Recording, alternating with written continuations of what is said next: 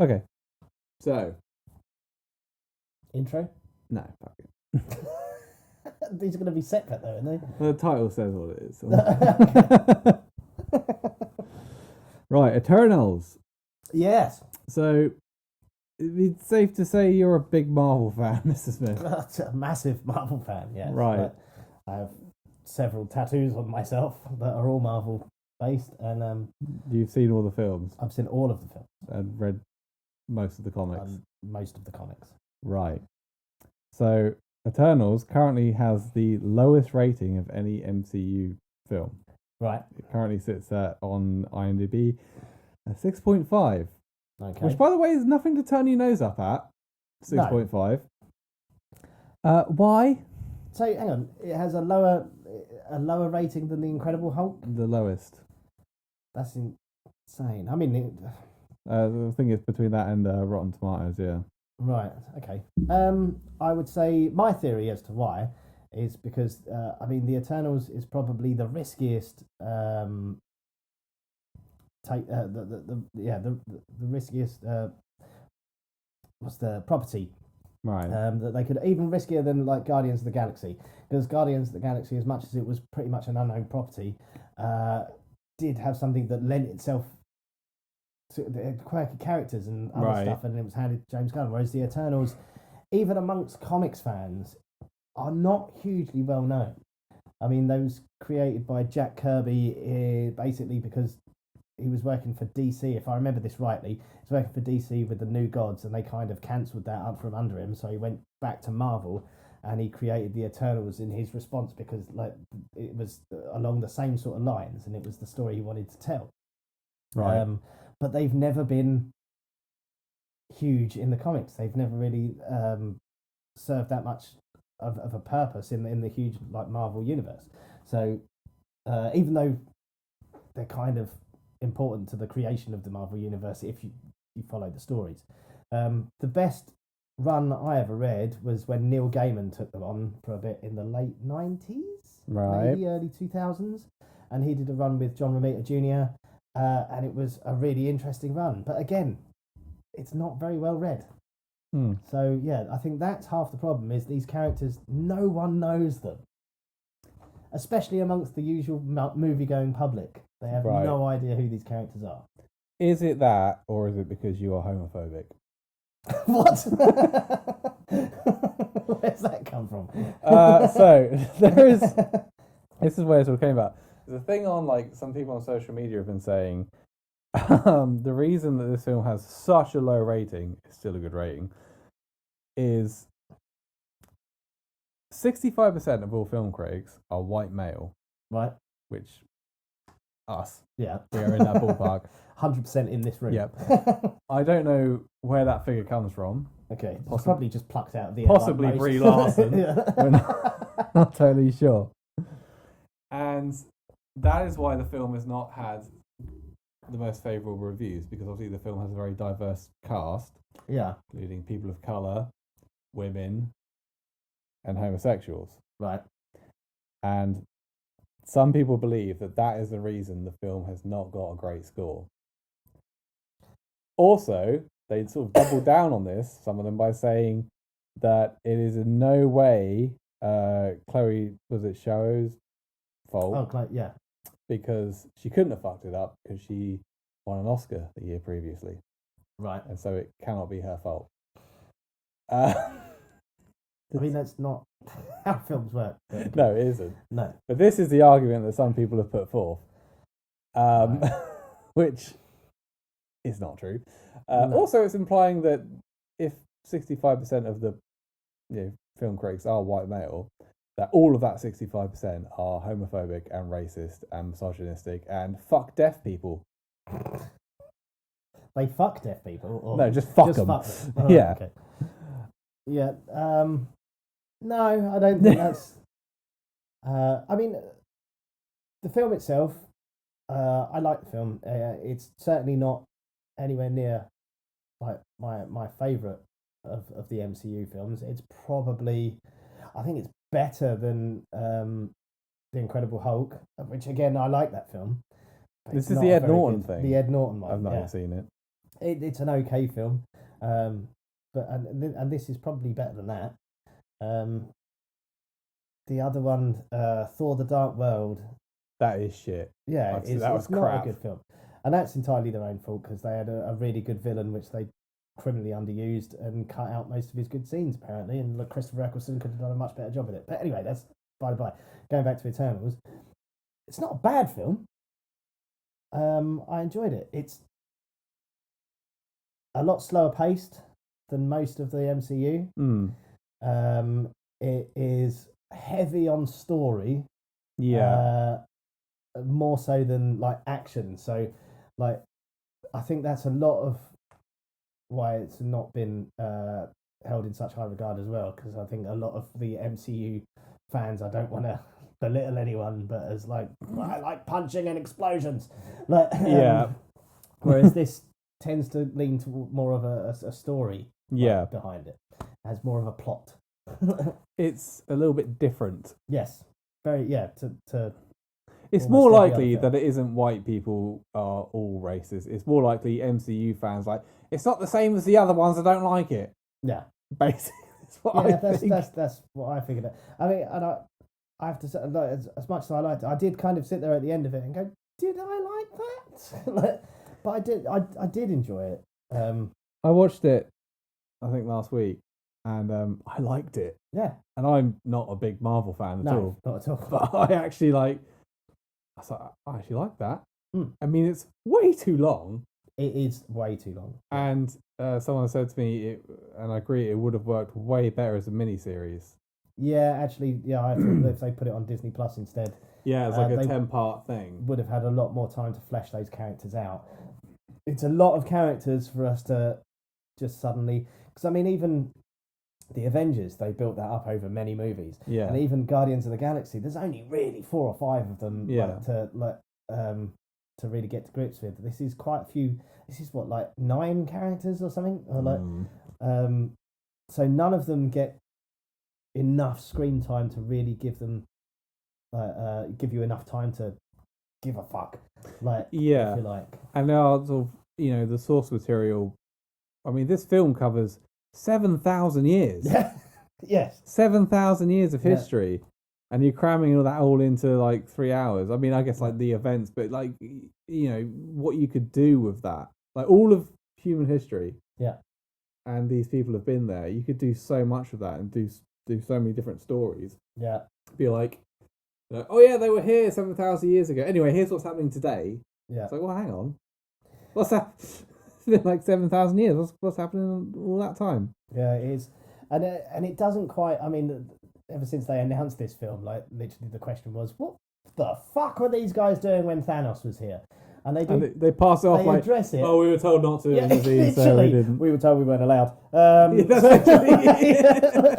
And that's not enough. No, it isn't. But I don't know. I think maybe it could have just been separate from the universe, the fucking Thanos universe. Yeah. But no, I liked it. I liked the characters. I liked the little bits of history that you got to see. Yeah. I wasn't bored really, surprisingly, for like, what was it, nearly 3 hours. Yeah. I wanted to see what was going to happen, and also, yeah, I do think it was different to the Marvel films because there were points where I was like, I think they all might die. Yeah. I think all of these people could fucking die any minute. That was one of its like good points, really, because like obviously these characters haven't been like established over many movies and stuff, so any one of those characters could die. Yeah. Like, and you could just literally write them out. Yeah, it felt like the stakes were higher. Yeah, the stakes were definitely higher. There was Kit Harington's character. I felt, for those of you who don't know, like he plays a character that eventually becomes the Black Knight and stuff. And I desperately wanted to see a bit of Black Knight action. Didn't happen. But he's being set up for other movies. But He's like definitely his character white. does feel like unnecessary. Yeah, Like, it feels like he's only there to set up. yeah, to set up later on, which Marvel movies do generally do. Yeah. But like he gets a few scenes, and you think he's got to be doing something in a minute, and he doesn't. No, he's just being a wimpy boyfriend Yeah. until he's like, oh, I found a sword. But Yeah, I liked it, and it was a bit different, Yeah. and I like the idea that everything that's going, all the issues they have are kind of their own making. Yes. Like they're not really heroes Mm. in the sense that they just, the whole idea is we got to save the world, but they're like, we don't have to. Yeah. They totally don't actually have to do anything. They just kind of do like, well, we like it here. Yeah. And also, spoilers. I mean, it's on Disney Plus. You watch it, but it's like, yeah, the whole thing is like, we are kind of responsible for all this. Yeah. Essentially. Yeah. But we've grown to like it, so we will save the world, but also we don't have to. Yeah.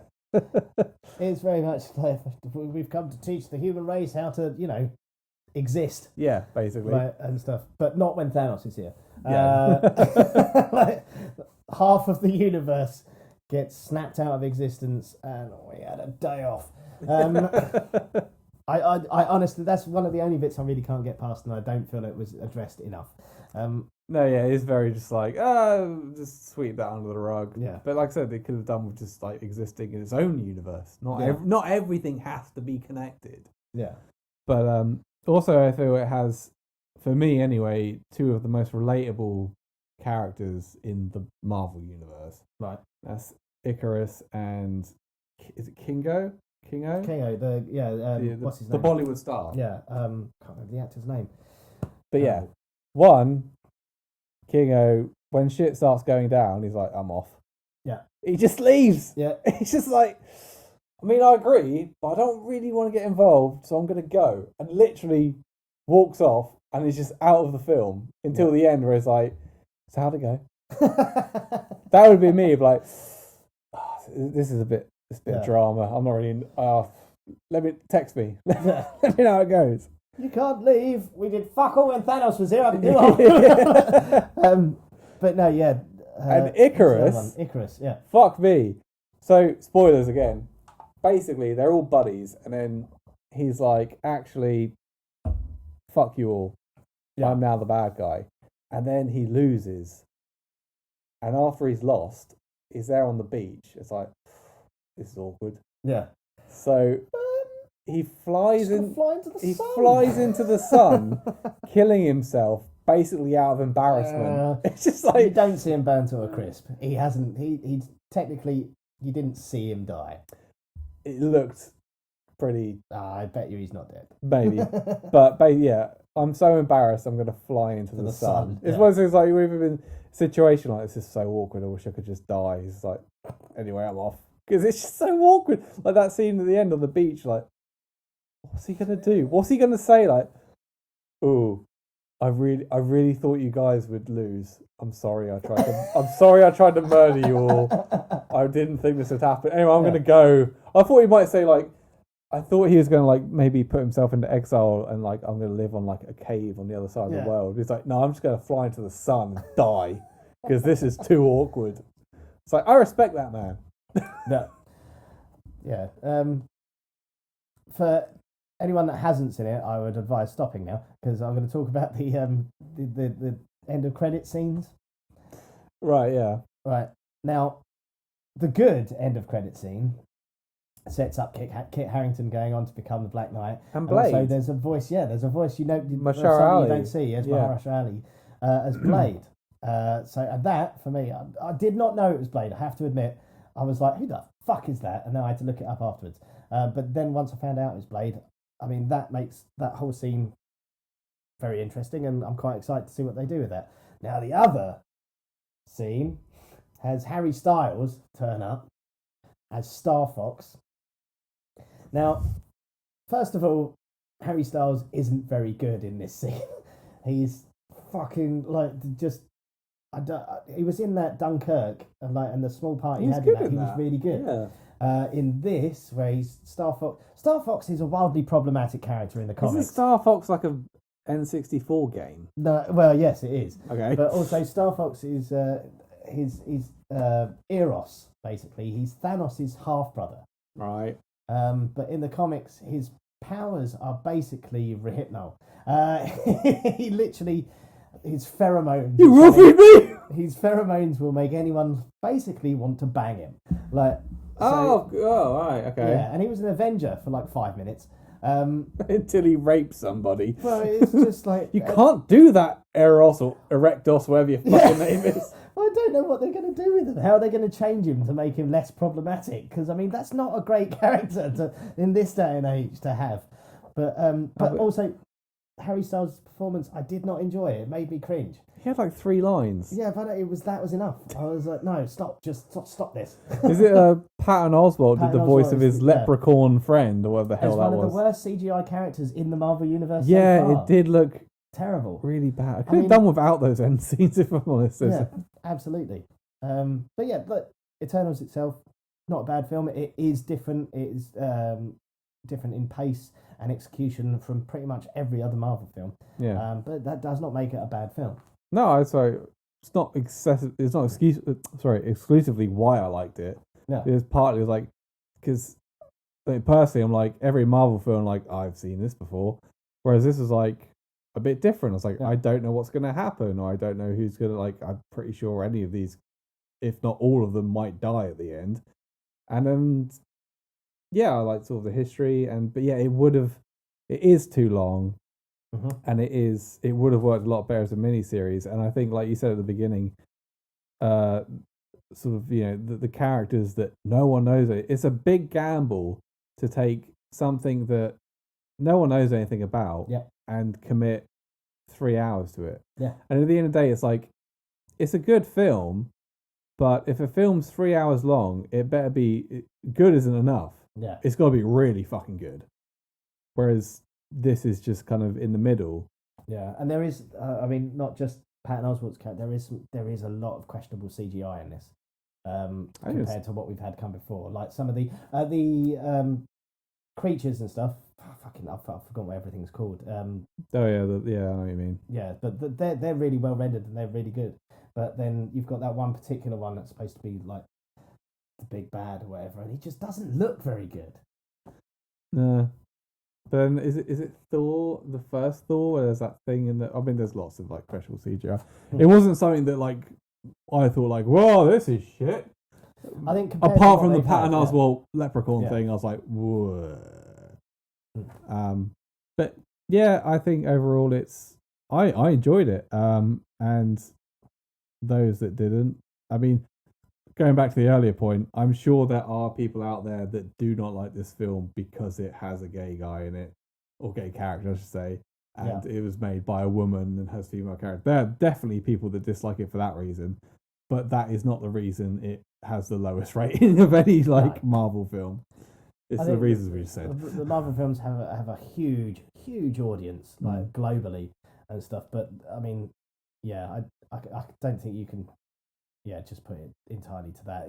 I personally think it was the characters aren't as well known and the pacing is very different. Yeah, and also, like I said at the beginning, 6.5 is not anything. It's not anything that's fucking turn your nose up at. If I made a film and it got 6.5, I'd be fucking over the moon. Anyway, that's just what that was our thoughts on Eternals and people's opinions on why it's not as popular as the others. Yeah. So that was that. Thank you, and subscribe, share, rate, and all of that jazz. Thanks. Love us.